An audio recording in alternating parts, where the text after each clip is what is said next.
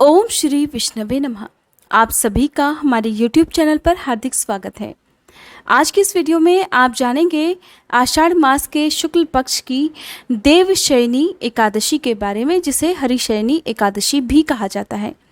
एकादशी की तिथि कब से कब तक रहेगी, व्रत कब रखना है, द्वादशी तिथि कब से कब तक रहेगी और द्वादशी तिथि को व्रत कब और किस शुभ मुहूर्त में खोलना चाहिए।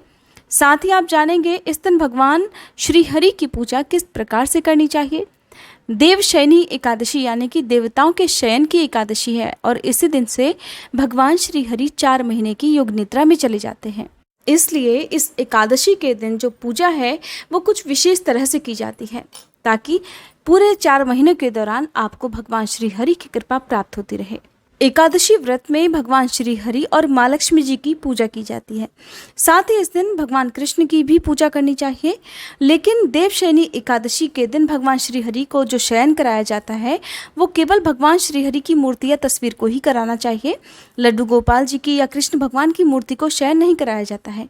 10 जुलाई रविवार को इस बार देवशयनी एकादशी है और इसी दिन व्रत भी रखा जाएगा। एकादशी की तिथि प्रारंभ होगी 9 जुलाई शनिवार की शाम 4:40 से और समाप्त होगी 10 जुलाई रविवार की दोपहर 2:14 पर। ब्रह्म मुहूर्त के समय सभी पवित्र नदियों में देवी देवताओं का वास होता है। आसपास पॉजिटिव एनर्जी होती है, इसलिए सुबह की पूजा ब्रह्म मुहूर्त में करनी चाहिए। 10 जुलाई को रविवार के दिन सूर्योदय का समय रहेगा सुबह 5:52 और सूर्यास्त का समय होगा शाम 7:12। द्वादशी तिथि प्रारंभ होगी 10 जुलाई रविवार की दोपहर 2:15 से और समाप्त होगी 11 जुलाई सोमवार की सुबह 11:14 पर। 11 जुलाई को ही व्रत का पारण किया जाएगा। इस दिन सूर्योदय का समय रहेगा सुबह 5:52 और सूर्यास्त का समय रहेगा शाम 7:12 पर। साथ ही राहु काल का समय रहेगा सुबह 8:30 बजे से लेकर 9:30 बजे तक। 11 जुलाई सोमवार को व्रत खोलने का शुभ मुहूर्त रहेगा सुबह 5:56 से लेकर 8:25 तक। आपको सुबह के समय जो व्रत खोलना है वो सुबह 5:56 से लेकर 8:25 के अंदर अंदर ही खोलना है। राहु काल के समय व्रत नहीं खोलना चाहिए, ना ही इस समय किसी प्रकार का कोई दान देना चाहिए। इस समय किया गया दान राहु और केतु को प्रबल बनाता है, तो ऐसे में आपको इस समय का ध्यान भी रखना है।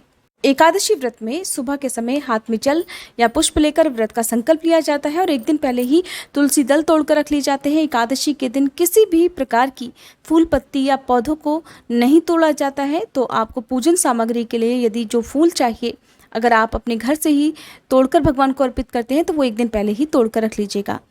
अगले दिन यानी कि एकादशी को जल्दी उठकर स्नान आदि से निवृत्त होकर साफ स्वच्छ पीले रंग के वस्त्र धारण कर सूर्य देवता को अर्घ दिया जाता है और फिर हाथ में जल या पुष्प लेकर इस प्रकार संकल्प लेना चाहिए कि हे श्री हरि, आपको मेरा बारंबार प्रणाम है।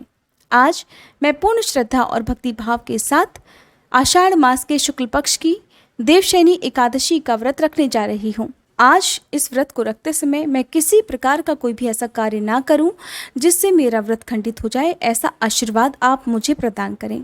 साथ ही इस व्रत को रखने के लिए मेरी जो मनोकामना है उसे भी आप जरूर पूर्ण कीजिएगा। इस प्रकार संकल्प लेने के साथ ही संकल्पित जल या पुष्प को भगवान के चरणों में अर्पित करना चाहिए। एक चौकी पर साफ पीला वस्त्र बिछाकर उस पर भगवान गणेश जी की और भगवान श्री हरि और माँ लक्ष्मी जी की मूर्ति या तस्वीर की स्थापना करनी चाहिए। आपको अपने सभी आराध्य देवी देवताओं की, अपने कुल देवी देवताओं की पूजा भी इस दिन जरूर करनी चाहिए। सबसे पहले गणपति भगवान का पूजन कर भगवान विष्णु को चंदन का तिलक लगाकर पीले फूल, पीले फल अर्पित किए जाते हैं और माँ लक्ष्मी जी की पूजा की जाती है। भगवान विष्णु की पूजा में चावल का यानी कि अक्षत का प्रयोग आज के दिन भूल कर भी नहीं करना चाहिए। यहाँ तक कि आपके घर में भी चावल का प्रयोग नहीं होना चाहिए। जो लोग भी एकादशी के नियमों का पालन करते हैं या जिस घर में भी एकादशी का व्रत रखा जाता है वहाँ पर चावल का पूर्णतया निषेध रहना चाहिए।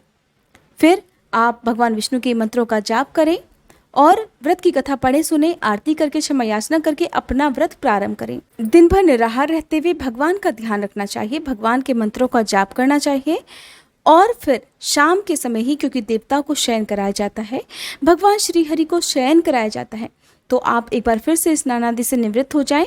फिर एक चौकी पर या घर के ही मंदिर में भी आप अपने भगवान की मूर्ति को शयन करा सकते हैं। मंदिर में यदि मूर्ति है या तस्वीर है केवल भगवान विष्णु की, तो उन्हें ही शयन कराना चाहिए।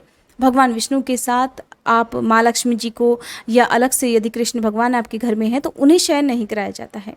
फिर पूरे 4 महीने तक इसी रूप में भगवान की पूजा की जाती है।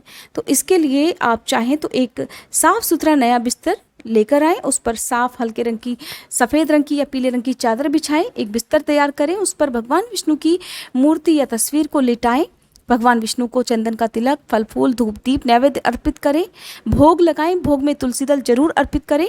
फिर आप इस विशेष मंत्र का जाप करें। सुप्ते त्वयि जगन्नाथ जगत सुप्तम भवेदिदम, विबुद्धे त्वयि बुद्धेत जगत सर्वम चराचरम। अर्थात हे जगन्नाथ भगवान, आपके सो जाने पर ये सारा जगत सो जाता है, आपके जाग जाने पर संपूर्ण विश्व तथा ये चराचर भी जागृत हो जाते हैं। इस तरह प्रार्थना करने के बाद भगवान श्री हरि को सफ़ेद वस्त्रों की शैया पर शयन कराना चाहिए। सफ़ेद वस्त्र के अलावा आप पीले रंग के वस्त्रों का प्रयोग भी कर सकते हैं।